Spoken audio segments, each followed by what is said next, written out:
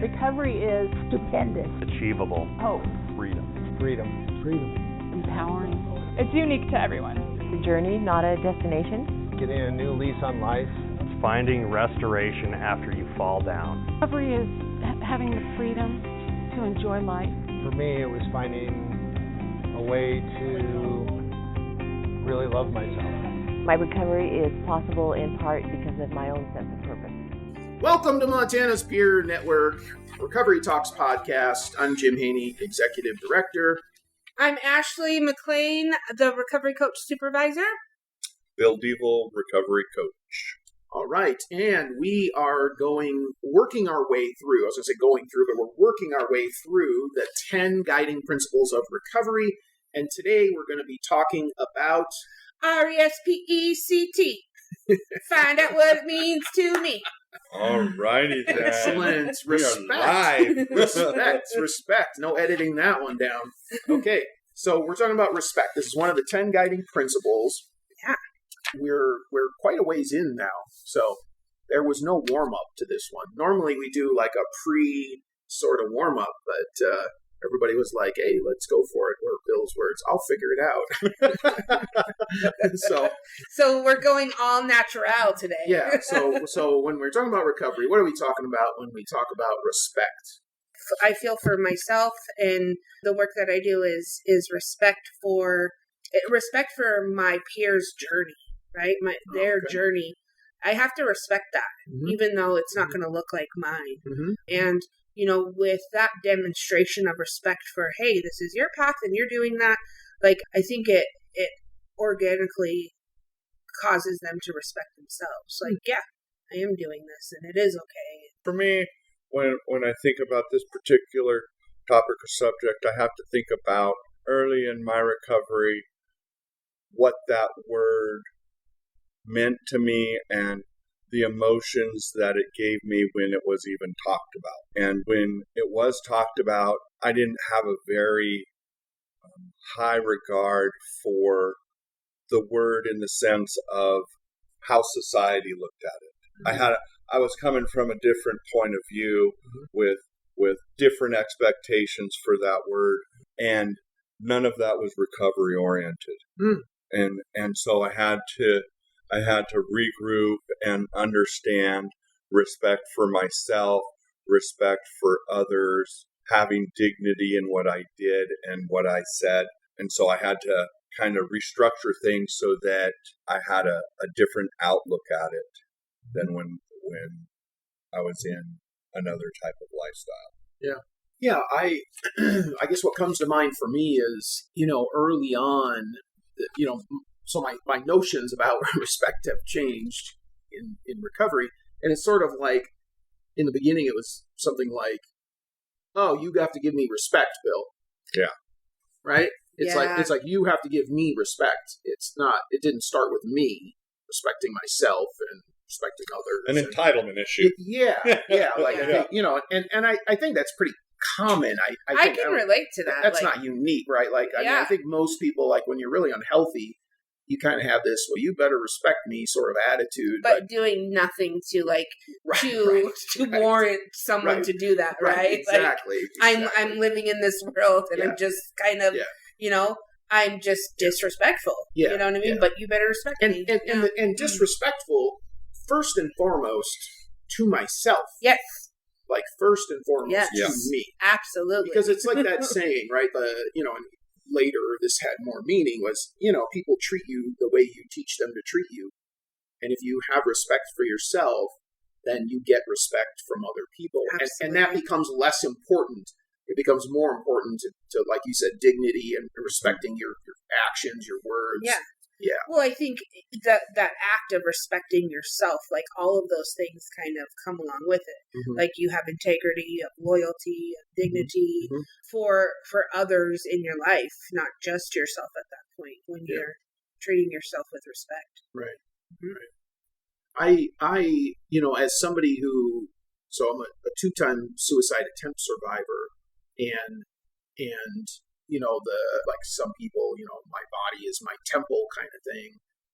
I've always had trouble with that because it conflicts with that suicidal behavior and thoughts. It like conflicts with it.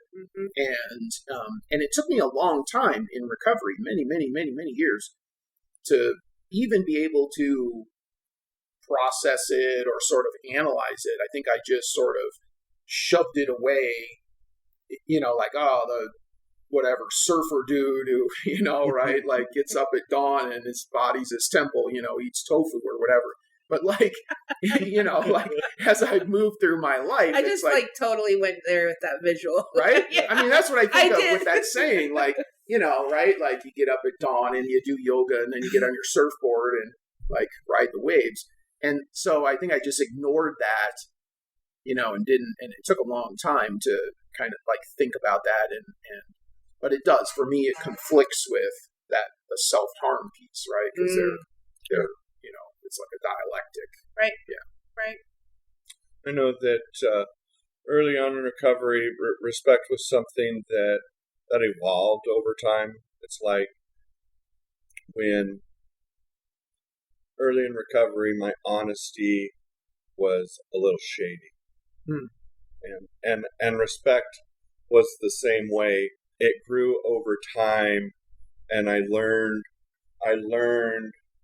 the totality of that word as I started working on myself, in just little things like being thoughtful of others and communicating. There's a lot of respect in thinking of others and communicating when I was used to just thinking of myself and why would I need to communicate anything with anybody, or why would I need to tell them anything? And so respect for me grew over time, and now with my purpose to serve others, I have to maintain where my intentions are and be respectful. And that's something that is learned with each individual that you interact with. It means something a little bit different. There's always a basic, be kind and loving and tolerant. Those are respectful things to do. But each person is individualized on how that respect is given. I don't know, I was sitting here thinking, and I was thinking about how, like, I think now in my recovery, like, I really respect my illness a lot more, right? Like, I respect, like, my disease, and I respect my my diagnosis a lot more because, like, I see the results when I don't pay attention to it, right? Yeah. When I'm not respecting that, it is very real. Yeah. And it is very harmful in my life if I don't respect it. Right. And so I have this like respect, okay, this is powerful. And, I can get better, but I have to respect that this is a reality for me. Mm-hmm. This is my life. Like I have a disease and left untreated, I'm ill. Mm-hmm. So I respect that today. I got a little something from the 10 Guiding Principles of Recovery series on respect. As we gain knowledge and life experience, we begin to realize how important it is to respect ourselves as well as others, as it affects all of us in one way or another. We can also learn to respect those that aren't respectful to us or themselves. We get to a point where we can model respect. In a lifelong journey, there will always be room to grow and learn a deeper meaning of respect. Mm-hmm. Very nice. Very good. Yeah, I mean, I think wherever you are in your recovery journey, I think that this is definitely one that you sort of grow with over time. That I don't think in the beginning for most people, I don't know, just you don't quite grasp all of it just yet, right? I was horrible at it. Yeah. Just little things like, my parents let me stay at their house. Yeah. Cleaning up after myself. Yeah. Not expecting that, aren't you going to do my laundry? No, you're 30 years old. I'm not doing your laundry. Well, I'm like, what are you talking about? That's why I love that they're called the 10 Guiding Principles. Is because they're guiding you towards your own personal evolution, right? Right. Each one is guiding you towards like, how am I going to grow in this area? Right. And so they're just, guiding principles. Exactly. I love that. Exactly. Yeah. So again, these are SAMHSA's 10 Guiding Principles of Recovery. This is part of our series, and we're working our way through each of the principles, the three of us sharing our own thoughts, feelings, experiences. Check out our other podcasts as we work our way through. And thanks so much for tuning in. Thank you. Thank you.